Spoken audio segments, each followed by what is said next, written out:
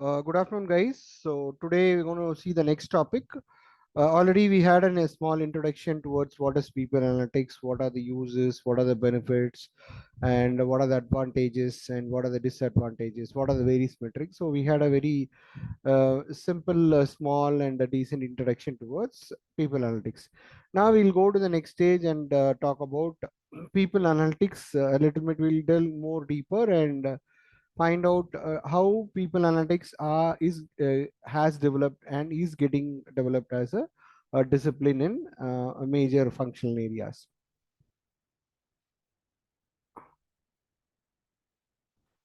So if you see this diagram, you can see there are a lot of intersectional areas and a lot of key areas. First is obviously the technology, because since already we are talking about people analytics, obviously the technology is going to be there. Now, the second important area is the behavioral science. So since we are handling people, and obviously we need this aspect, this aspect is very relevant to be coming inside, where we are going to study the behavior of the people at the workplace. So behavioral science is a very important area in respect with respect to people analytics. And the third is the human resource management. Since the people are involved, then obviously that HR practices, HR management practices, that is also going to contribute into people analytics. And since analytics is involved, obviously we are going to do a lot of analysis and testing using a lot of mathematical models. So this is actually the complete areas where people analytics is involved. Now, again, continuing the evolving the evolution of people analytics. Now, it came way back in the mid 1900s, so around 1940s and 1950s. So it is a very, it's not a very new concept. So it has actually started quite early and it has evolved very considerably. And today organizations, as you know, has to be very proactive rather than being reactive, because the business environment is very disruptive, it's very dynamic, and organizations cannot be reactive. So people analytics is going to play a very crucial role there. For example, if you talk about people analytics, we have today sophisticated data science, artificial intelligence tools, interactive data visualization, and machine learning. So these were not there in the picture until 5 to 6 years back, or until a decade back. But today they are very integral to people analytics. And if you look at this diagram below, there is a lot of very critical information there in the slide. Now, on one side, we have the x-axis, which is the difficulty. Now, when I mean difficulty, is actually the difficulty in understanding the information, difficulty in getting the information. So that is the level of difficulty on the x-axis. So as we go towards the right, the level of difficulty is on an increasing scale. Now, on the y-axis, we have something called the value scale. And you know, value is nothing but the benefit organization gives to a customer in return for a price which the customer is going to pay. So on the it on the higher scale, the value is going to increase. So with this x-axis and y-axis combination of difficulty versus value, now we have first, which is called the descriptive analytics. Now descriptive analytics purely talks about what happened. So it is like a post-mortem. Now you have the information, and then you have a from there you analyze the data and find out what happened, why the sales didn't happen, why so many attritions, like that. So this is also relating to hindsight. Now the second is the diagnostic analysis. Now this is very critical. Now here on, the difficulty level keeps increasing. Now why did it happen?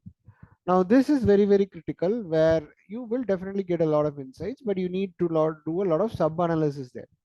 Again, there's a lot of tools supporting in the way, but the insight derived by the person who's doing it is also very critical. So the insights, it doesn't mean that the analytics is throw you with a lot of insights straight away. There has to be a lot of deep thinking into that. Okay, might be there's a lot of trends and all will be given, but the insight has to be picked up by the particular expert. Now here also the difficulty level is increased. Now the third level is where the difficulty level is constantly increased, and which is also going to be more valuable to the organization, is the predictive analytics.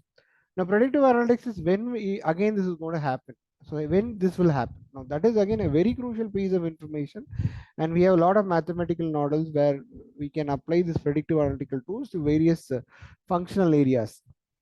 especially when we talk about people analytics, we're going to talk about, we can always say when this guy is going to quit. So for example, that is coming under attrition, and or what will be the performance of the person at the end of the year. So everything actually it is now quite possible with respect to people analytics and coming under the area of predictive analytics. Now the last in the scale of difficulty, the highest value is how can we make it happen. Now this is almost very close to human intelligence, which is also coming under the area called prescriptive analytics. Now this is again very advanced mathematical models using neural networks where they typically think like a human beings and typically act like human beings, and you get a lot of insight. That is called the foresight. Now this is the highest level of difficulty and which is getting the highest level, so you can clearly understand how does the analytical value actually functions over across in terms of difficulty versus value. And this is the process of people analytics. It starts with the step one where we are going to, today a lot of data is getting generated. Today we are in the era of big data, so you're going to actually dig the data which is going to really matter, and then we are going to really experiment and explore the data which is actually available, and based on that we are going to prepare an action plan. And it is also very important that we have to avoid legal loopholes with respect to this particular process of people analytics, because there are a lot of areas which will create legal hurdles, and create a leaner system. The system has to be very simple and very lean and not with a lot of complicated clutter.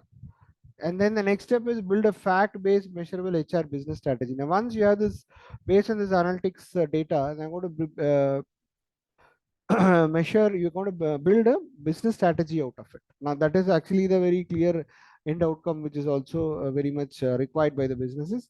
And again the loop of this continues. Then the tech support is also very important, because again you need to go back, again you need to repeat the cycle. Now again the continuing with the HR analytics process from a different perspective, this is one more perspective. It again starts with understanding the organization business goals. What are the goals of the organization, and how do we measure that we are going to achieve? So then that is where metrics comes in. And then once you have defined the metrics, then for that relevant metrics you're going to collect the data and analyze the data, and you're going to obtain insights using this data, using again a lot of mathematical models, and then applying these insights for improvement and impacting the organization. So this is the overall HR analytics process. So we have come to the end of the session. So any questions you can ask, or else we can wind up. Thank you very much.